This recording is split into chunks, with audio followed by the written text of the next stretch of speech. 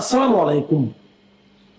প্রিয় দর্শক, অন্য মঞ্চের আলোচনায় আপনাদের সকলকে আমন্ত্রণ জানাচ্ছি। আসসালামু আলাইকুম এবং আদাব। কি হচ্ছে সারা দেশ জুড়ে? মানুষ কোথায় নিরাপদ? যেখানে প্রধানমন্ত্রীর অত্যন্ত সুরক্ষিত অফিস থেকে অপটিক ফাইবার চুরি হয়ে যাচ্ছে, সেখানে সারা দেশের মানুষের নিরাপত্তা কোথায়? সারা দেশ জুড়ে একের পর এক ধর্ষণের খবর পাচ্ছি। আপনাদের মনে আছে যে মাগুরায় সেই যে ছোট্ট শিশু আসিয়াকে ধর্ষণ করা হলো, তারপরে এই যে রামিসাকে নৃশংস কায়দায় ধর্ষণ করা হলো। সারা দেশ জুড়ে এই যে ধর্ষণের ঘটনাগুলো ঘটছে, এর অধিকাংশের সাথেই সরকারি দল বিএনপির নেতাকর্মীরা জড়িত এবং তারা সগর্বে নিজেদের দলীয় পরিচয় দিয়েই আকামগুলো করছে। কেউ রক্ষা পাচ্ছে না। শিশু বলেন, যুবতী বলেন, তরুণী বলেন, বিবাহিতা নারী বলেন, বৃদ্ধা বলেন, এবং নৃশংস কায়দায় তাদের অনেককে হত্যা করা হচ্ছে। আরেকটা ট্রেন্ড লক্ষ্য করলাম যে স্বামী যখন ধর্ষণ কাণ্ডের মতো এই অমানবিক অপরাধে নিয়োজিত, তখন স্ত্রীরা কোথাও তাকে পাহারা দিচ্ছে, কোথাও তাকে পালিয়ে যেতে সহায়তা করছে। এ কোন বাংলাদেশ? এই বাংলাদেশের সাথে তো আমাদের কখনো পরিচয় ছিল না। আই হ্যাভ এ প্ল্যান বলা তারেক রহমান তাহলে কি বাংলাদেশের জন্য এই প্ল্যানটাই রেখেছিলেন, যেখানে আমার মা বোন ঘরের ভেতরেও স্বস্তিতে থাকতে পারবে না, নিরাপদে থাকতে পারবে না তার এই বিএনপির এই ধর্ষক বাহিনীর দ্বারা? এই জাতীয়তাবাদী ধর্ষক দলের কাছে আজকে সারা বাংলাদেশের নারীরা জিম্মি হয়ে আছে এবং বিচার হচ্ছে না। তারা বলছে তাদের কিছু করতে পারবে না, একদম সগর্বে বলছে। অনেকের সাথেই লোকাল থানা পুলিশের যোগাযোগ রয়েছে। তাহলে বাংলাদেশের এই মানুষগুলো কোথায় যাবে? কি অবস্থা বর্তমান সরকারের? আমি আমার জীবনে এরকম দৃশ্য দেখিনি যে মঞ্চে একজন এমপির সম্বর্ধনার নেতারা বসে আছে এবং সামনে কেউ নাই, নট এ সিঙ্গেল পার্সন যেখানে সামনে বসে আছে। এইরকম শূন্য গ্যালারি কখনোই দেখিনি।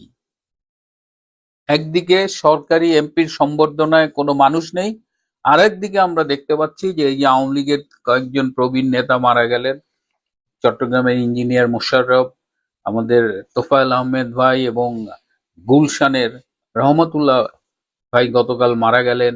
প্রত্যেকটা উপচে পড়া মানুষের ভিড়।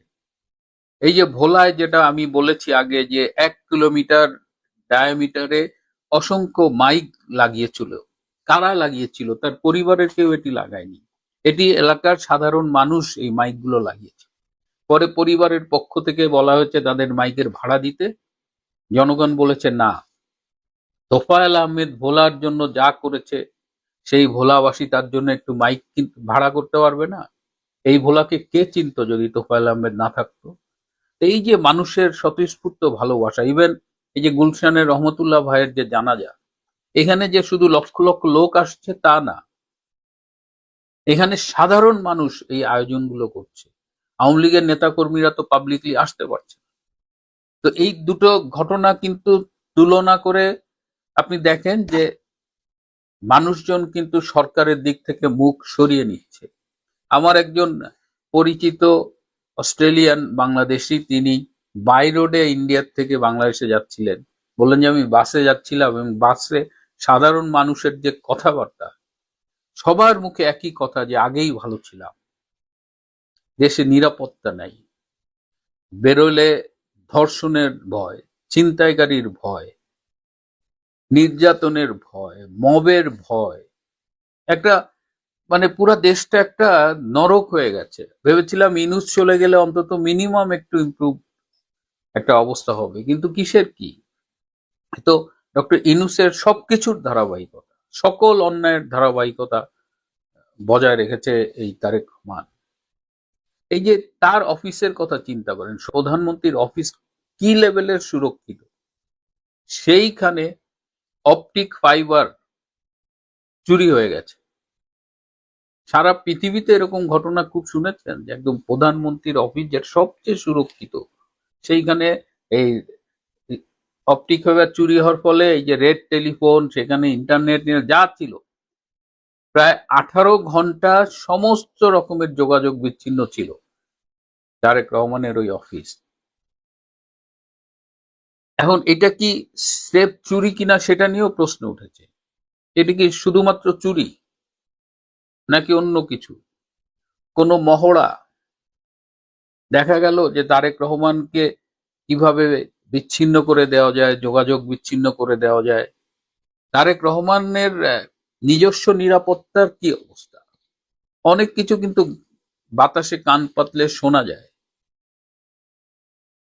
আমরা রাজনৈতিকভাবে বিরোধিতা করতে পারি, কিন্তু আমরা চাই না যে এখানে এমন কোনো ঘটনা ঘটুক যেটা কারো জন্যই মঙ্গল বয়ে আনবে না।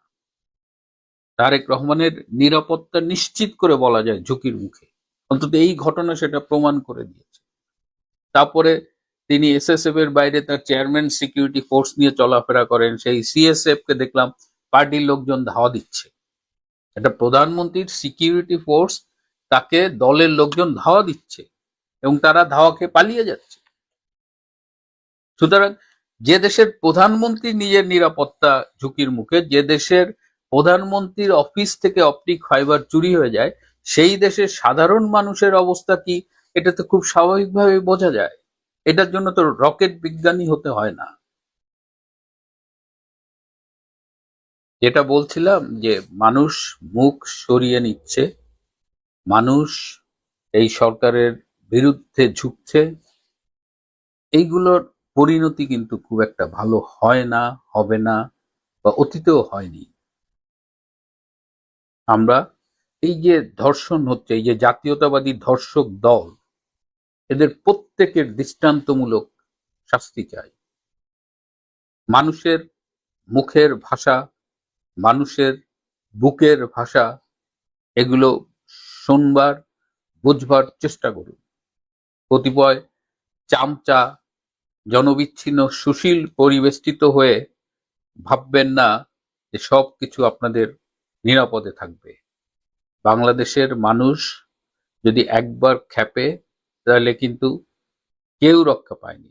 বাংলাদেশের ইতিহাস সেটা খুব স্পষ্ট করে বলে। খলিলুর রহমান জাতিসংঘের সাধারণ পরিষদের 81তম অধিবেশনের সভাপতি নির্বাচিত হয়েছেন। 99 ভোট পেয়ে 91 ভোট পেয়ে পরাজিত হয়েছেন সাইপ্রাসের প্রার্থী আন্দ্রিয়াস কাকুরিস। খলিলুর রহমানের এই নির্বাচনে খলিলুর রহমানের কি লাভ ক্ষতি, বাংলাদেশের কি লাভ ক্ষতি, সেটা এখানে আলোচনা করব। আমাদের অনেক বন্ধু আছেন খলিলুর রহমান যেহেতু এখন একটা বড় জায়গায় পৌঁছেছেন, অনেকের সাথে কথা বলার সুযোগ পাবেন, সেখানে আওয়ামী লীগের জন্য একটা প্রতিবন্ধকতা হিসাবে সেটাকে অনেকে দেখছেন। সেটারও বাস্তব ভিত্তি কতটুকু আছে সেটা এই লেকচারে আলোচনা করব। খলিলুর রহমানের এই নির্বাচন আমাকে ব্যক্তিগতভাবে খুব একটা অবাক করেনি। এর কারণ হলো জাতিসংঘের যেসব বড় বড় পোস্টগুলো আছে, সেই পোস্টগুলোতে যদি মার্কিনীদের সমর্থন থাকে তাহলে কিন্তু অনেকগুলা ভোট এমনিতেই চলে আসে। অর্থাৎ এটা এখনো দেখা যাচ্ছে যে বিশ্বে বিভিন্ন দেশের সরকারের উপর মার্কিন যুক্তরাষ্ট্রের যতটা প্রভাব আছে, বিশ্বের অন্যান্য পরাশক্তি চীন, রাশিয়া, ভারত, তাদের কিন্তু অতটা প্রভাব নাই। তুলনামূলকভাবে এখনো বেশিরভাগ রাষ্ট্রই কিন্তু মার্কিন যুক্তরাষ্ট্রের ডিসিশনের সাথে অ্যালাইন করে ডিসিশন নিতে অনেক রাষ্ট্র পছন্দ করে। এইটা খলিলুর রহমানের নির্বাচনের একটা বড় কারণ। আরেকটা কারণ একটু দেখলাম আমি, সেটা হলো যে আন্দ্রিয়াস কাকুরিস, সাইপ্রাসের যিনি ক্যান্ডিডেট ছিলেন, উনি আসলে সাইপ্রাসের একজন সিনিয়র ডিপ্লোম্যাট, মনে করেন যে বাংলাদেশে অ্যাডিশনাল ফরেন সেক্রেটারি টাইপের। তো এই দিক থেকে যেটা হয়েছে যে খলিলুর রহমানের প্রোফাইলটা একটু বড় ছিল, সব মিলে সে তো এখন বাংলাদেশের পররাষ্ট্রমন্ত্রী, এগুলাও কিন্তু নির্বাচনে ভূমিকা রাখে। আর সাইপ্রাসের তো আসলে টাকা পয়সা খরচ করার ক্ষমতা বাংলাদেশের সমান নাই। সাইপ্রাস বাংলাদেশের চেয়ে ধনী রাষ্ট্র, কিন্তু দেখেন ওখানে ওদের জনসংখ্যাই হলো 14 লাখ, তাও আবার দ্বীপটা 2 ভাগে বিভক্ত। এইরকম অবস্থায় সাইপ্রাসের ক্যান্ডিডেটকে তো আন্তর্জাতিক সমর্থন দরকার, যেটা মার্কিন যুক্তরাষ্ট্রের সাথে না থাকাতে খলিল হয়ে গেছে। এটা খুব সোজা হিসাব নিকাশ। তারপরেও কিন্তু খুব টাইট একটা প্রতিযোগিতা হয়েছে। এতেও বোঝা যায় যে সবাই যে খলিলের বন্ধু ছিল এখানে, সেটা মোটেও না। অর্থাৎ আপনি যদি বাংলাদেশের রাজনীতির প্রেক্ষাপটে দেখেন, তাহলেও কিন্তু এখানে বিশাল একটা বিভক্তি আছে। সাইপ্রাসের যিনি ক্যান্ডিডেট ছিলেন, তার এত লো প্রোফাইল থাকা সত্ত্বেও উনি কিন্তু খলিল কিন্তু কয়েকটা ভোট মাত্র তার থেকে বেশি পেয়েছে। সুতরাং খলিলের জন্য আসলে কাজটা সহজ ছিল না। আর এই ধরনের পোস্টে নির্বাচিত হতে হলে যে দেশ থেকে ক্যান্ডিডেট দেওয়া হয় তাদের অনেক টাকা পয়সা খরচ করতে হয়। খলিল সেটা করার সুযোগ পেয়েছে, টাকা পয়সা ভ্রমণ করা, দুনিয়াতে বিভিন্ন জায়গায় তদবির করা। এখান থেকে আমরা যদি দেখি যে এটা খলিলের কি লাভ হলো, আমি বলবো যে খলিলের সমূহ লাভ হয়েছে। খলিল সারা জীবন স্বপ্ন দেখেছিল বাংলাদেশের পররাষ্ট্রমন্ত্রী হবে। সে মার্কিনী সাহায্য নিয়ে এবং মার্কিনী সমর্থন নিয়ে বাংলাদেশের পররাষ্ট্রমন্ত্রী হয়েছে। খলিল সম্পর্কে আমরা অনেক কিছু জানি এবং বাংলাদেশে যারা বাংলাদেশকে বিক্রি করেছে, ধ্বংস করেছে, তাদের মধ্যে কিন্তু ভবিষ্যতে ইউনূসের পরপরই এই খলিলের নামটা উচ্চারিত হবে। খলিল কিন্তু একেবারে আগা থেকে গোড়া পর্যন্ত সম্পূর্ণরূপে মার্কিনীদের অনুগত একজন মানুষ হিসাবে রয়ে গেছে। এবং খলিলের যে ব্যাকগ্রাউন্ড বাংলাদেশে, এটা দিয়ে কি খলিল মুছতে পারবে? খলিল বাংলাদেশে ঢুকেছিল 2001 সালের নির্বাচনের সময় লতিফুর রহমানের পিএস হয়ে। লতিফুর রহমানের সে বোধহয় আত্মীয়, অর্থাৎ লতিফুর রহমান আর খলিল দুই বোনকে বিয়ে করেছে, এটা শুনেছিলাম। সেখানে ঢুকে খলিল বড় একটা স্ক্যান্ডাল করলো। সে লতিফুর রহমানেরই অফিসের আরেক ডেপুটি সেক্রেটারি, আয়েশা ওনার নাম, তার সাথে খলিলের পরকীয়া সম্পর্কের কথা সবাই জানে। তো সেখানে একটা হৃদয় বিদারক ঘটনা ঘটে। খলিল আয়েশাকে নিউ ইয়র্কে পোস্টিং করিয়েছিল, কিন্তু স্বামী স্ত্রীর মধ্যে ঝগড়াঝাটিতে এই পরিবারটা পুরো কিন্তু স্বামী আত্মহত্যা করে, আয়েশাকে মেরে ফেলে। ওদের একটা প্রতিবন্ধী সন্তান ছিল, তাকেও মেরে ফেলে। এবং খলিল তখনই এতটা ক্ষমতাশালী ছিল লতিফুর রহমানের জোরে। আজকে একজন আমাকে বললো যে এই লাশগুলোর কোনো ধরনের পরীক্ষা নিরীক্ষাও হয়নি, এদেরকে জাস্ট গ্রামের বাড়িতে নিয়ে কবর দিয়ে দেওয়া হয়েছিল। ভবিষ্যতে খলিলের এই জিনিসগুলো উঠে আসবে আর কি, যেটা খলিল তারপরে খলিল 2001 সালে তো আবার চলে যায় মার্কিন মুলুকে। এই ঘটনা আমরা যখন ফরেন মিনিস্ট্রিতে তখন দেখেছি যে অনেক ধরনের আপনার এই স্ক্যান্ডাল নিয়ে একেবারে কানাঘুষা হচ্ছিল। এইটা আবার সারফেসে উঠে এসে খলিল এই 2024 সালে 25 সালে পিনাকির গডসন হিসাবে, অর্থাৎ পিনাকির চেলা হিসাবে ইউনূসের দলে ঢোকার ফলে, এবং ইউনূসের দলে ঢুকেই প্রথমেই যেটা খলিল করেছে সেটা হলো যে পিনাকির সাথে যোগাযোগ বন্ধ করে দিয়েছে। এবং পিনাকি তার কাছে বিভিন্ন কাগজপত্র চেয়েছিল, সরকারি তথ্য। খলিল বলেছে যে না, আমি সরকারের কোনো তথ্য তোমার সাথে শেয়ার করব না। এটা পিনাকি তার ভিডিওতে বলেছে। কাজে বোঝা যাচ্ছে যে খলিল অত্যন্ত অভিজ্ঞ একজন মানুষ, বুদ্ধিমান মানুষ, শক্ত মানুষ। এবং খলিলের আরেকটা গুণ যারা জানে না সেটা আমি বলে রাখি, খলিল হলো একেবারে আন্তর্জাতিক মানের। বাংলাদেশে যদি সবচেয়ে সেরা বাটপার ইউনূস যেমন সেরা চাটুকার, খলিলও কিন্তু চাটুকারিতায় কিন্তু ইউনূসের চেয়ে কম যায় না। যদিও খলিল জীবনে ইউনূসের মতো অত সুযোগ পায় নাই আর কি, কিন্তু যেটুকু পেয়েছে সেটাকে খলিল সবচেয়ে ভালোভাবে ব্যবহার করেছে। এবং খলিল এই সাধারণ পরিষদের সভাপতি হয়েছে। তবে এই পোস্টটা আপনি যদি গত 10 বছরের, প্রতি বছরের জন্য হয়তো একজন সাধারণ পরিষদের সভাপতি, আপনারা যদি গত 10 বছরের লিস্ট দেখেন, সেখানে 2-3টা বড় দেশ আছে। আমি দেখলাম যে জার্মানি, মানে জাস্ট আউটগোয়িং যিনি প্রেসিডেন্ট তিনি জার্মানির, তুরস্ক ছিল, নাইজেরিয়া ছিল। বাকি 7 জন, অর্থাৎ গত 10 বছর আমরা দেখি ছোট ছোট দেশের, মালদ্বীপ, ত্রিনিদাদ টোবাগো, ফিজি, এইরকম দেশের ক্যান্ডিডেটরাও কিন্তু জাতিসংঘের সাধারণ পরিষদের সভাপতি হয়েছিল। কাজেই এই পোস্ট নিয়ে বাংলাদেশে যেভাবে আপনার আলাপ আলোচনা হচ্ছে, সেইটা আসলে অনেকে না বুঝে করছে, অনেকে বুঝে করছে। কিন্তু জাতিসংঘের বা আন্তর্জাতিক সংস্থাতে এই পজিশনগুলো, এটা শুধু খলিল নির্বাচিত হওয়ার প্রেক্ষিতে বলছি না, এটা কখনোই আমার কাছে একটা দেশের জন্য এমন কোনো বড় কিছু মনে হয় নাই। আর বাংলাদেশে আরেকটা বাড়তি সমস্যা আছে। বাংলাদেশে হলো যে এই পজিশনগুলোতে যারা যায় বা আন্তর্জাতিক সংস্থাগুলোতে যারা চাকরি করে, বাংলাদেশ মনে করে যে এই লোকগুলা তাদের থাকবে। কিন্তু আমি অতীতে যতগুলো লোককে দেখেছি কাছে থেকে দূরে থেকে, কোনো লোকই কিন্তু বাংলাদেশের থাকে নাই। অবশ্য খলিলের মতো এত মার্কা মারা কেউ নাই, কিন্তু যারাই চাকরি বাকরি করেছে এই সব সংস্থাতে, তারা আসলে নিজেদের স্বার্থে এবং এই সংস্থাগুলোর স্বার্থে কাজ করে। আমি দেখি নাই কাউকে, মানে দেশের জন্য আর সুযোগও কতটা আছে সেটাও বুঝতে হবে। যে আপনি বাংলাদেশ থেকে একজনকে পাঠালেন, এটা আপনার পাবলিক ডিপ্লোমেসি হইলো, যে সারা বিশ্বের মানুষ হয়তো দেখলো। খলিলকে একটু বেশি দেখবে, অন্যান্য পোস্টও আছে সেখানে অত দেখে না, মানে যে পোস্টের যত পরিচিতি আছে সেটা তত মানুষ দেখে। কিন্তু দেশের জন্য এটার কোনো লাভ হয় না। আমি যা বলছি তা আমি জেনে বুঝে বলছি। আমি একটা উদাহরণ দিলে আপনারা বুঝতে পারবেন। আমাদের যে একজন প্রধানমন্ত্রী শেখ হাসিনার 7 বছরের পররাষ্ট্র সচিব ছিল এই শহীদুল হক। শহীদুল হক ছিল আইওএম এর একজন ডিরেক্টর ছিল। আইওএম হলো ইন্টারন্যাশনাল অর্গানাইজেশন ফর মাইগ্রেশন, এইটার ডিরেক্টর ছিল। সেই পদ থেকে সে এসে শেখ হাসিনা তাকে পররাষ্ট্র সচিব করলো। এরপরে এই 7 বছর কিন্তু শহীদুল হক এই তার ফরেন মিনিস্ট্রিকে অনেকটা আইওএম এর একটা শাখা অফিস করে ফেলছিল। তখন মানে মনে হতো যে এটা আইওএম এর পররাষ্ট্র মন্ত্রণালয়, বাংলাদেশের না। অনেক কাজকর্ম, মিটিং সিটিং সব সে এই অভিবাসী কেন্দ্রিক করতো, মানে এত ক্ষমতা সে ওইখানে প্রয়োগ করতো। এবং পরবর্তীতে শেখ হাসিনা তাকে আইওএম এর ডিজি হওয়ার জন্য ক্যান্ডিডেট করেছিলেন, সে ওইখানে ওটা জিততে পারল না। আর শহীদুল হক তো ভালো মন্দে মানুষ, অন্তত খলিলের চেয়ে অনেক বেশি দেশপ্রেমিক। খলিলের মতো এতটা না, কিন্তু শহীদুল হকও কিন্তু দেখা গেছে যে আসলে ওই নিজের স্বার্থ এবং আইওএম এর স্বার্থে কাজ করেছে। অবশ্য এই শহীদুল হক সেখানে আরো একজন ছিলেন আইওএম এ কাজ করতো, আমাদের অ্যাম্বাসেডর রাভা ফাতিমা, অনেকে তাকে চিনেন। ইদানিং আর ওনাকে অত বেশি দেখা যায় না। উনিও বাংলাদেশের জাতিসংঘে স্থায়ী প্রতিনিধি ছিলেন। এরা যখন আইওএম এর রাভা ফাতিমা ছিলেন তখন ওনার পোস্ট ছিল ব্যাংককে, আর শহীদুল হকের ছিল জেনিভাতে।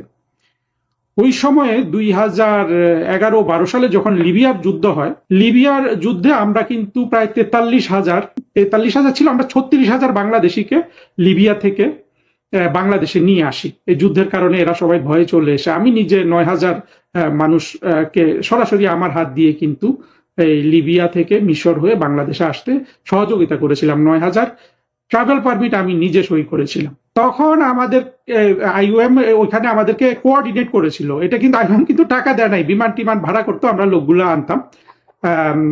এই ধরনের পরিস্থিতিতে শহীদুল হক, রাভা ফাতিমা আমাদেরকে অনেক সহযোগিতা করেছিলেন। কিন্তু অনেকে মনে করে যে এই রাভা ফাতিমা এবং শহীদুল হক ওই জায়গাগুলোতে না থাকলে আমরা বোধহয় এই সহযোগিতা পেতাম না। এইটা কিন্তু সম্পূর্ণ ভুল ধারণা। আইওএম এ যারাই থাকতো তারাই সহযোগিতা করতো, কিন্তু নিজ দেশের মানুষ থাকলে আমরা যেহেতু অলস, আমাদের একটু যোগাযোগ করতে, আরেকজনকে চেনে নেওয়ার কষ্ট থেকে আমরা বেঁচে যেতে পারি। তো সেইভাবে আর কি, যেহেতু ওনারা আমাদের পরিচিত ছিলেন, তাদের সাথে আমরা কোঅর্ডিনেট করতাম, এতটুকু। কিন্তু অনেকে মনে করে যে ওই জায়গাগুলোতে বাংলাদেশিরা না থাকলে বোধহয় আমরা সেই সহযোগিতা পেতাম না। এই কথা একেবারে মোটেও সত্য না। আর প্রতিটা ইন্টারন্যাশনাল অর্গানাইজেশন তাদের অভ্যন্তরীণ ব্যুরোক্রেসির স্বার্থে কাজ করে, সংগঠনের স্বার্থে কাজ করে। আরেকটা জিনিস দেখতে হবে যে খলিল যেই পোস্টে নিয়োগ পেয়েছে, এইটার কিন্তু এটার মূল কাজ অনেক জায়গায় লিখেছে, আমি আরেকটু বলি। সেটা হলো যে মূল কাজ হলো যে জাতিসংঘের সাধারণ পরিষদের যে বৈঠকটা হয়, বিশেষ করে সেপ্টেম্বর মাসে যে বৈঠকটা হয়, যেখানে মোটামুটি সারা পৃথিবী থেকে অনেক রাষ্ট্রপ্রধান, সরকার প্রধান আসে। এই বৈঠকে আপনি মনে করেন যে অ্যাঙ্করের রোলটা প্লে করে এই প্রেসিডেন্ট বা তার স্টাফরা। অ্যাঙ্কর বলতে পারেন, বা স্পিকার বলতে পারেন, বা মাস্টার অফ সিরিমনি বলতে পারেন। এইটা হলো মূলত তার রোল, এবং এই মিটিং টিটিং গুলা কোঅর্ডিনেট করা, দেখভাল করা, এইটা হলো তার দায়িত্ব। ইনফ্যাক্ট জাতিসংঘের কোনো জায়গারই কারো কোনো সেরকম ক্ষমতা নাই। জাতিসংঘের সেক্রেটারি জেনারেল, তারও কি আসলে কোনো ক্ষমতা আছে? ক্ষমতা আছে শুধু জাতিসংঘের সেক্রেটারি জেনারেলের ক্ষমতা হলো জাতিসংঘের যে আমলাতন্ত্র, তাদের উপর ক্ষমতা আছে নিয়োগ বদলি এগুলার ক্ষেত্রে। কিন্তু জাতিসংঘের যে মূল ক্ষমতা সেটা কিন্তু নিরাপত্তা পরিষদের হাতে। এমনকি জাতিসংঘের যে ইউএনজিএ সাধারণ পরিষদ, যেখানে সব মেম্বার, তাদেরও আসলে তেমন কোনো ক্ষমতা নাই। এরা কোনো রেজুলেশন পাস করতে পারে মেজরিটি ভোটের ভিত্তিতে, সেগুলা ওই জাতিসংঘের যে স্থায়ী 5 ভেটো পাওয়ার আছে সদস্য, তারা যদি একজন যদি ভেটো দিয়ে দেয়, এই জাতিসংঘের সাধারণ পরিষদে গৃহীত কোনো প্রস্তাবের আসলে কোনোই মূল্য নেই, একমাত্র ওই যে বাজেট, জাতিসংঘের বাজেট প্রণয়নে ছাড়া। আর জাতিসংঘের আর একটা শক্তিশালী শাখা বা এই ইউএনজি এর মতো, অর্থাৎ ন্যাশনাল জেনারেল অ্যাসেম্বলির মতো, যেটা হলো ইকোসক, ইকোনমিক অ্যান্ড সোশ্যাল কাউন্সিল, যেটা জাতিসংঘের বিভিন্ন সামাজিক অর্থনৈতিক সংগঠন আছে, যেমন World Health Organization, WFP, Food and Agriculture Organization, অর্থাৎ সামাজিক খাতে, অর্থনৈতিক খাতে, চিকিৎসা, শিক্ষা, সাংস্কৃতিক খাতে যেসব জাতিসংঘের অর্গানাইজেশন আছে তাদের কোঅর্ডিনেট করে। এটা গুরুত্বপূর্ণ, কিন্তু এদের কিন্তু কোনো আসলে ক্ষমতা নেই। জাতিসংঘের সব ক্ষমতা কিন্তু নিরাপত্তা পরিষদের হাতে। এমনকি আমাদের যে ইউএন পিসকিপিং মিশনে আমাদের সৈন্যরা যায়, ইউএন পিসকিপিং এর ক্ষমতাও কিন্তু নিরাপত্তা পরিষদের হাতে। খলিল এখন জাতিসংঘের সাধারণ পরিষদের প্রেসিডেন্ট হিসাবে সেপ্টেম্বরে তার বিশ্বের অনেক যারা সেখানে যাবে, সরকার প্রধান, রাষ্ট্রপ্রধান, তাদের সাথে তার দেখা হওয়ার, সাক্ষাৎ হওয়ার, 2-4 মিনিট কথা বলার সুযোগ আছে। কিন্তু এতে আসলে আওয়ামী লীগের কি লাভ ক্ষতি? আওয়ামী লীগ, বিএনপি, বাংলাদেশের যে জঙ্গিদের শাসন কিংবা আমাদের অভ্যন্তরীণ রাজনীতি, এইটা নিয়ে পৃথিবীর 3-4-5টা রাষ্ট্র ছাড়া তো কেউ মাথা ঘামায় না। মার্কিন যুক্তরাষ্ট্র, চীন, ভারত, রাশিয়া বলতে পারেন, এগুলো বলার জন্য বলা, এমন আর ইউকে, যুক্তরাজ্য, এর বাইরে আসলে কোনো দেশ বাংলাদেশের অভ্যন্তরীণ রাজনীতি নিয়ে তাদের কোনো প্রায়োরিটিতে নেই। পাকিস্তানের একটু থাকতে পারে। ফলে খলিল যে জাতিসংঘের সাধারণ পরিষদের সভাপতি হলো, সেখানে খলিল আওয়ামী লীগের জন্য ক্ষতিগ্রস্ত কিছু করতে পারবে, লাভের কিছু করতে পারবে, আমার সেটা মনে হয় না। যেটা সে ফরেন মিনিস্টার হিসাবে করতে পারতো, সে এটা ওই সাধারণ পরিষদের সভাপতি হিসাবেও করতে পারবে। এইখানে আমি কোনো এমন কিছু দেখি না। আর ব্যক্তিগতভাবে আমি এই জিনিসগুলা, বিশেষ করে এই জাতিসংঘ কেন্দ্রিক যে কূটনীতি, এটাকে অপছন্দ করি, বিশেষ করে আমাদের বাংলাদেশের কূটনীতির কারণে। আমাদের বাংলাদেশের যে ফরেন মিনিস্ট্রিটা আছে, এইটার কূটনীতিটাই হয়ে গেল এই ধারণা অনুযায়ী যে এখানে কিছু অফিসারকে ছোটবেলা থেকে এদেরকে মাথায় ধরিয়ে দেওয়া হয় যে জাতিসংঘে পোস্টিং করো, তাহলে তুমি ভালো কূটনীতিক হতে পারবে। ফলে 4-5 জন প্রতি বছর সুযোগ পায় জেনিভাতে এবং নিউ ইয়র্কে পোস্টিং করার। ওরা ওইখানে মিটিং টিটিং করে, ওরা ভালো ইংরেজি শেখে, ভালো বক্তৃতা দেওয়া শেখে। কিন্তু আমাদের যে কূটনীতি হওয়া উচিত মূলত দ্বিপাক্ষিক ভিত্তিতে, সেটার আর কিন্তু কোনো আপনার এই প্রায়োরিটিটা বাংলাদেশের ফরেন মিনিস্ট্রি থাকে না। আমরা যদি ভবিষ্যতে আওয়ামী লীগের সরকার গঠন করি, তখন আমি আশা করব যে আওয়ামী লীগের নেতৃত্ব বাংলাদেশের কূটনীতিটাকে একেবারে পুরোপুরি খোল নলচে পাল্টে দেওয়ার জন্য আমার কিছু পরামর্শ তারা গ্রহণ করবেন। কারণ এখানে আমি 25 বছর ধরে দেখছি, চিন্তা করছি, আসলে আমি দেখছি যে এই যে জাতিসংঘ ভিত্তিক যে আমাদের এই এখন যে ফরেন মিনিস্ট্রি আছে, এবং তাদের যে এটা তো একটা মোটামুটি মাদ্রাসা শাখা, মানে পররাষ্ট্র মন্ত্রণালয়, এই মাদ্রাসার কিছু হুজুর যেগুলো একটু উচ্চাভিলাষী, এরা জাতিসংঘে পোস্টিং করতে যায়, এবং কেউ কেউ আছে সারা জীবন ঘুরে ফিরে শুধু জাতিসংঘে পোস্টিং করে। কিন্তু আমরা যদি নেট লাভ লোকসান দেখি, এইটা আমাদের জন্য অপচয়। আমি বলছি না যে ওটা খারাপ, আমি বলছি যে এটা আমাদের ফোকাস হওয়ার কোনো দরকার ছিল না। কিন্তু বাংলাদেশের পররাষ্ট্র মন্ত্রণালয়ের কূটনীতিটা ফোকাসই করে, অর্থাৎ অফিসারগুলা ঢুকলেই ওদের মাথাটা নষ্ট করে দেয় ওইখানকার এই ক্লিকগুলা, যারা এটা পছন্দ করে, যারা অতীতে। খলিলও কিন্তু এটারই শিকার। খলিলের যে বাংলাদেশের প্রতি কোনো ধরনের আপনার মায়া মমতা গড়ে উঠলো না, পুরোপুরি মার্কিন যুক্তরাষ্ট্রের স্বার্থে চলে গেল। খলিলও কিন্তু জীবনের শুরুতেই কিন্তু এই জাতিসংঘে চাকরি করতে গিয়েছিল, জাতিসংঘে পোস্টিং পেয়েছিল। খলিল তো মেধাবী ছিল, বিসিএস এ প্রথম হয়েছিল, সে ওইখান থেকে গিয়ে কিন্তু সে পরবর্তীতে, এবং আজকে যেটা আবার একজন আমাকে বললেন যে 2001 সালে খলিল যখন